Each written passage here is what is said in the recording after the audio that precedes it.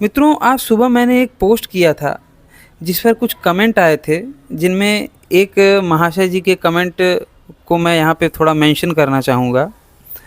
उनका नाम है पुनरुत्थान। हालांकि सही तरीके से देखा जाए तो वो पुनर्पतन है। ठीक है, जिस चीज़ को वो पुनरुत्थान कह रहे हैं वो पुनरुत्थान नहीं बल्कि पुनर्पतन है, या फिर शीघ्र पतन भी कह सकते हैं।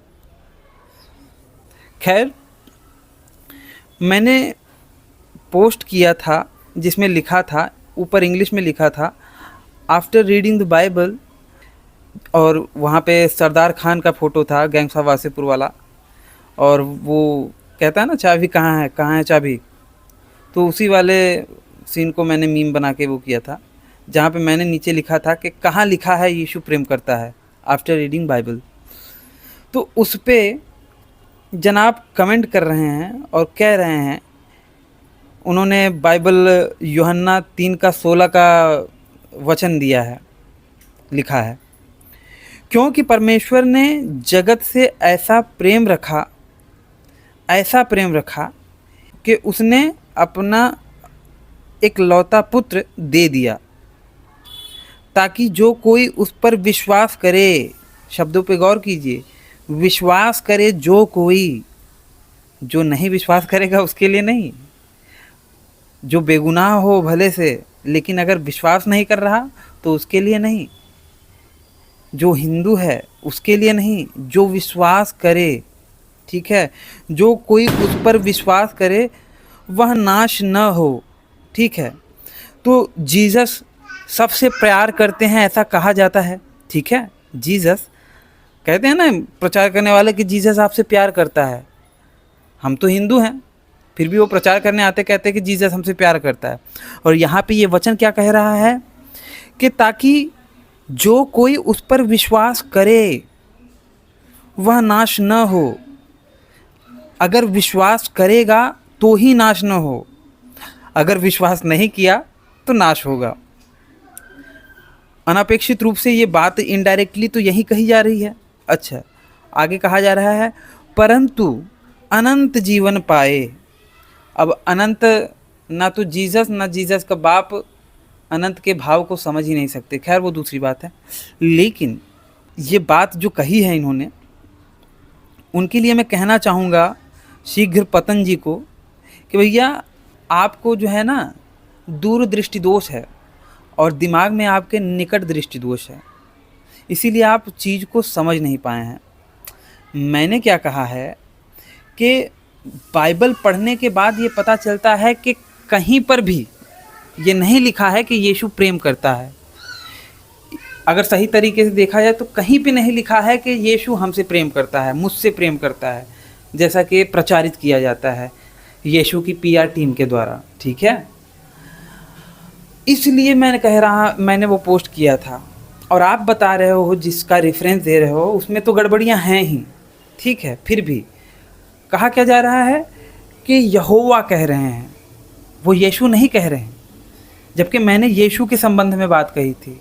हाँ, कुतर्क ये कर सकते हो कि भैया पिता पुत्र तो एक ही हैं, तो उस पर बहुत लंबी बहस होगी और मेरे पास कई सारे बातें हैं उस पर बताने के लिए, और मैं जानता हूँ कि कहाँ तक दौड़ोगे।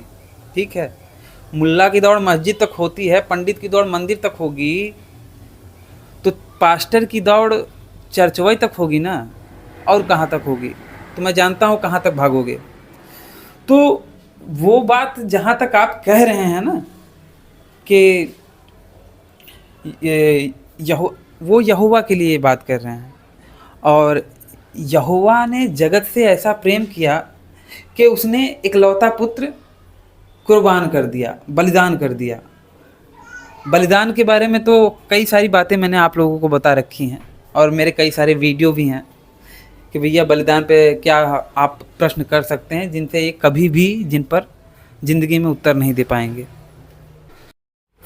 यहोवा ने ऐसा प्रेम किया कि एक फल खाने के कारण अपने इकलौते पुत्र को तड़पा तड़पा के मरवा डाला। ऐसा प्रेम करने वाला यहोवा है। यहोवा ऐसा प्रेम करने वाला है जो जानते हुए भी कि भैया मैं जिस शैतान को बना रहा हूँ वो मेरे बच्चों को बिगाड़ डालेगा, हालांकि बच्चों नहीं कहना चाहिए, क्योंकि यहोवा तो खुद मानता है कि उसका इकलौता पुत्र है। तो उसके इकलौते पुत्र को वो जानता था कि वो जिस शैतान को बना रहा है वो आगे चल के कारण बनेगा उसके इकलौते पुत्र को तड़पा तड़पा कर मारे जाने का। फिर भी वो बना रहा है। उसने जगत की सृष्टि ही इसलिए की कि उसकी बड़ाई बताई जाए। तानाशाह है वो, ठीक है, नार्सिस्ट प्रवृत्ति का व्यक्ति है। और उसे आप कह रहे हो कि उसने जगत से ऐसा प्रेम किया। अरे भैया, कैसा प्रेम किया? ऐसा प्रेम किया कि उसने पूरे जगत को जल में डुबो दिया है। उसने जगत से ऐसा प्रेम किया था। मैं तो इंसान की बात कर रहा था भाई, तुम तो जगत पे ला दिए। इंसान वो टाइम पे नूह के समय में गलत रहे होंगे, लेकिन जो औरतें गर्भवती थी उनके गर्भ में पल रहा बच्चा भी गलत था क्या? हाँ, हालांकि बच्चे को तो तुम लोग पापी कहते ही हो। तो जो यहोवा बच्चों को भी पापी बना दे, वो प्रेम करने वाला है। अच्छा, वो जानवरों ने कौन सा अपराध किया था? मनुष्यों को तो जल प्रलय में मारे, चलो उसका आप कहानी बताते हो कि ऐसा था वैसा था। लेकिन एक जो जानवर था, निर्दोष जानवर थे, उन लोगों ने क्या किया था भाई? उनको काहे मरवा दिया? तो ऐसा तो प्रेम करने वाले आपके यहोवा हैं। और यीशु की प्रेम की पराकाष्ठा अगर आपको देखनी हो तो ऊपर आई बटन पे लिंक दिया जा रहा है, तनिक देख लीजिएगा।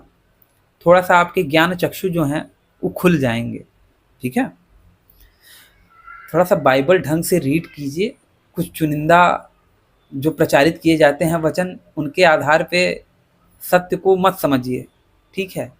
उधार का सत्य लेके ज़्यादा दिन तक नहीं चल पाएंगे अगर वैचारिक स्तर पे चलेंगे तो। हाँ, पागलों की तरह जिंदा रहना चाहते हैं तो जिंदा रहिए पागलों की तरह, और एक दिन उसी तरीके से आपकी जीवन लीला समाप्त हो जाएगी। मानते रहिए झूठ को, गोबर को गुलाब जामुन समझ के खाते रहिए, और कुतर्क नए नए ढूंढते रहिए कि नहीं भैया वो सही है। दिन रात कोई चीज आप सच जानने के लिए नहीं पढ़ते। अपने धर्म ग्रंथों को आप सच जानने के लिए नहीं पढ़ते, आप उन्हें सही ठहराने के लिए पढ़ते हो। आप ये मान के बैठे हो कि भैया ये तो गलत भी होगा तो भी हम सही ही मानेंगे इसे। कोई गलत बातें मिल जाती हैं तो दिमाग में ये प्रश्न नहीं कौंधता कि भैया ये गलत है, ऐसा कैसे हो सकता है। आप ये सोचने लगते हो कि भैया अब इसका उपाय कैसे ढूंढा जाए, अब इस पे कुतर्क कैसे किया जाए, किस तरीके से इसे सही साबित किया जाए। ट्रांसलेशन का बता के, या हिब्रू का बता के, या अरामाइक भाषा में लिखी है इसका बता के कैसे उसको सही ठहरा दिया जाए कि भैया तुम ही गलत हो। वो किताब या फिर वो बाइबल या फिर क्रिश्चियनिटी या फिर वो धर्म गलत नहीं है।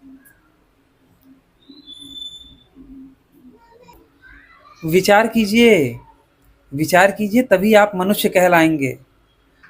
अन्यथा जिंदा तो एक पशु भी है जो काम करता है, बच्चे पैदा करता है और अंततः मर जाता है। मनुष्य पशुओं से विशिष्ट और श्रेष्ठ इसलिए है क्योंकि वह बुद्धि में उनसे कहीं ज़्यादा आगे है। बात हाथ पैर की नहीं है, बिल्कुल नहीं है। वो अलग बात है, हाथ पैर भी एक श्रेष्ठता की दृष्टि से देखा जाता है, लेकिन चिंपैंजी और बंदर भी उस लेवल पे आ सकते हैं, भालू भी उस लेवल पे आ सकते हैं हाथ पैर वाली दृष्टि से देखेंगे तो। लेकिन हम श्रेष्ठ इसलिए हैं क्योंकि हमारे अंदर सोचने समझने और विचार करने की क्षमता है। लेकिन जब आप किसी किताब को मान के बैठ जाओगे जो आपके माता पिता ने आपको पढ़ा दी, बचपन से घुट्टी पिला दी, या फिर कन्वर्जन कराने वाले पादरियों ने आपको घुट्टी पढ़ा दी, और वहीं आप सच मान के बैठे हो, तो कोई गारंटी नहीं है कि आप बौद्धिक स्तर पे कुछ प्रगति का कार्य कर पाओगे, कोई यूनिक काम कर पाओगे, क्योंकि वो सेंसेस ही आपके मर गए हैं। क्योंकि आप सोचना तो चाहते ही नहीं, विरोधी स्वभाव तो है ही नहीं। सवाल हर एक पे करो, हिंदू धर्म पे भी करो, कोई दिक्कत नहीं है, लेकिन क्रिश्चियनिटी पे भी करो। हिंदू धर्म को गलत माने ना, तभी तो छोड़े ना।